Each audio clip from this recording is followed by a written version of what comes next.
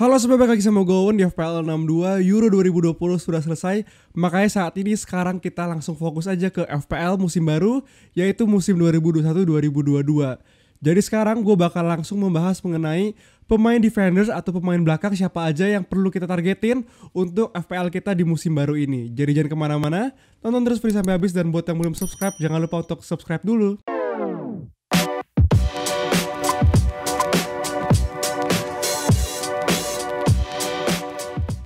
Tapi sebelumnya gue mau kasih dulu sama lu semua satu game yang keren banget, yaitu MPL Fantasy. Sama seperti game fantasy lainnya, di sini lu ditantang untuk membuktikan skill analisa dan juga strategi lu dalam menyusun tim sepak bola impian kalian. Langsung aja kalian bisa download di id.mpl.live/fantasy.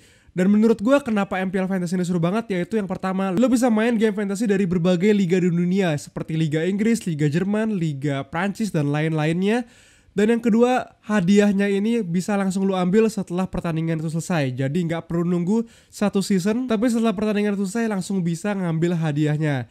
Dan yang terakhir, pastinya nonton bola bakal jadi lebih seru karena lu berasa ikutan main juga di situ. Nah, hadiah MPL Fantasy ini sendiri berupa berlian kemenangan, di mana sekarang satu berlian kemenangan ini setara dengan 200 saldo GoPay atau saldo link aja. Jadi kita langsung bisa tuh pakai hadiahnya buat beli kuota, beli pulsa, buat jajan, atau bahkan beli jersey tim sepak bola kesayangan lo. Nah, minggu ini sendiri bakal ada match yang seru banget di MPL Fantasy, yaitu ada Olimpiade 2020, pastinya ada sepak bola di sana, dan ada tim Brazil melawan tim Jerman yang akan saling berhadapan di Olimpik 2020 di Tokyo. Nah, jadi langsung aja kalian main MPL Fantasy ini. Langsung download di HP kalian sekarang, ke browser kalian ketik aja id.mpl.live/fantasy. Nah, sekarang langsung aja gue bahas mengenai defenders yang bisa kita incer untuk FPL kita di musim 2021-2022. Dan pertama gue mau membahas dari 5 defenders yang punya poin terbanyak di FPL di season lalu. Nah, bisa dilihat dua paling atas di sini adalah back sayap dari Liverpool itu sendiri, yaitu Robertson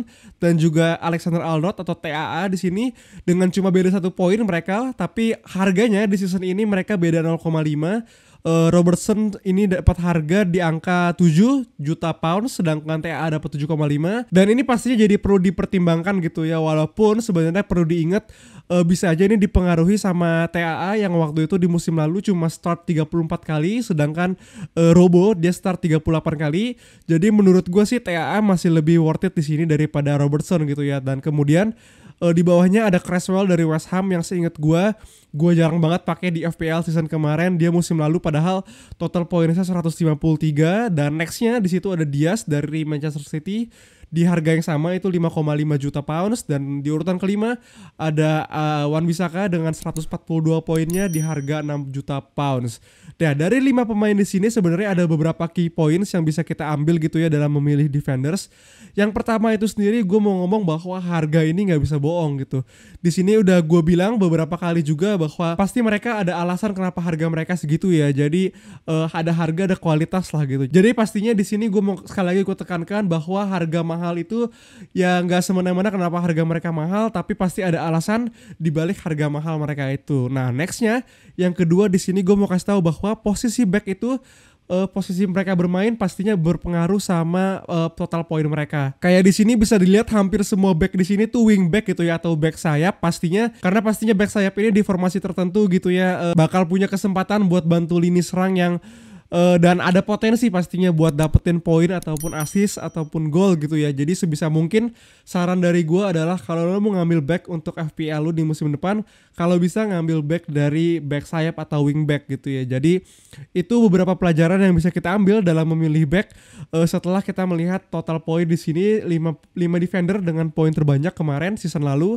Dan sekarang gue akan kasih lihat lo beberapa back yang punya data bagus di musim depan dan punya fixture juga yang bagus di musim depan, terutama di awal-awal musim. Nah, yang pertama sendiri ada Lewis Dunk dari Brighton. Nah, Brighton itu sendiri bisa dikatakan punya fixture yang paling bagus gitu ya di awal musim Premier League musim depan 2021-2022. Dengan 6 pertandingan mereka, kalau lu bisa lihat di sini mereka akan bertemu Burnley, Watford, Everton, Brentford, Leicester, dan juga Crystal Palace. Semua tim di sini menurut gue punya rekor yang kita tahu di musim sebelumnya nggak gitu baik dalam mencetak gol, kecuali Brentford gitu ya di Championship. Itu pula di Championship itu kan bukan di Premier League. Tapi sisanya kayak dan Leicester juga gitu ya.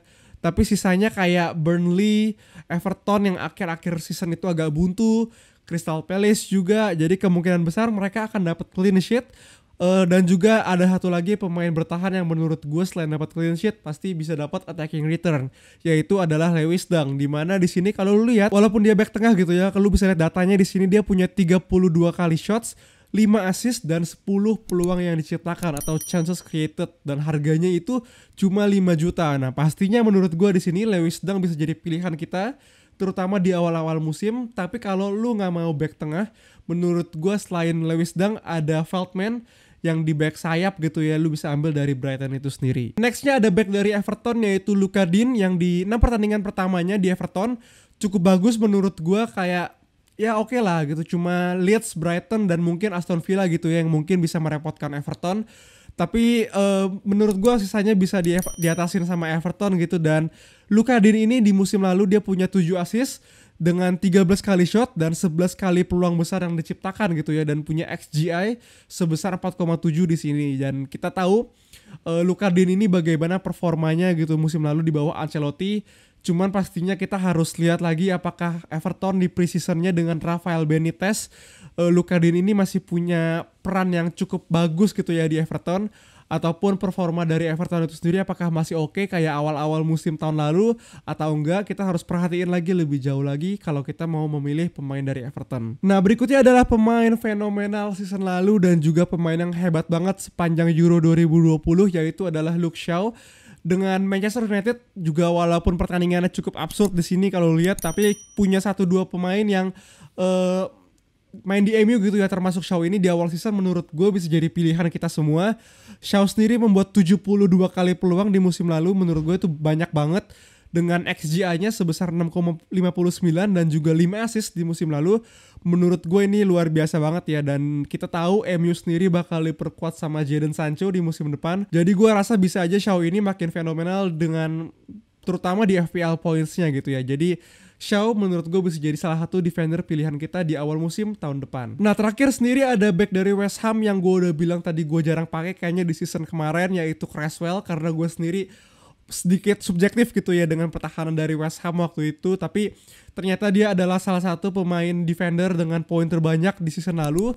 Dengan di sini kalau lihat pertandingan pertama dia di musim depan bisa dibilang cukup gampang, walaupun di game week 5 dan game week 6 sendiri cukup sulit gitu ya ketemu MU sama ketemu Leeds United away gitu kan ya. Jadi menurut gue di 4 pertandingan pertama cukup oke, sedangkan di 2 pertandingan terakhirnya di game week 5, game week 6 ya sedikit sulit gitu ya. Tapi dengan 4 pertandingan yang oke di game week 1-4 di awal season depan, dengan statistik, dengan data yang lumayan oke banget. Di sini lu lihat Cresswell dapat 8 assist di musim lalu, 13 kali shot dan 45 kali peluang yang diciptain oleh Cresswell.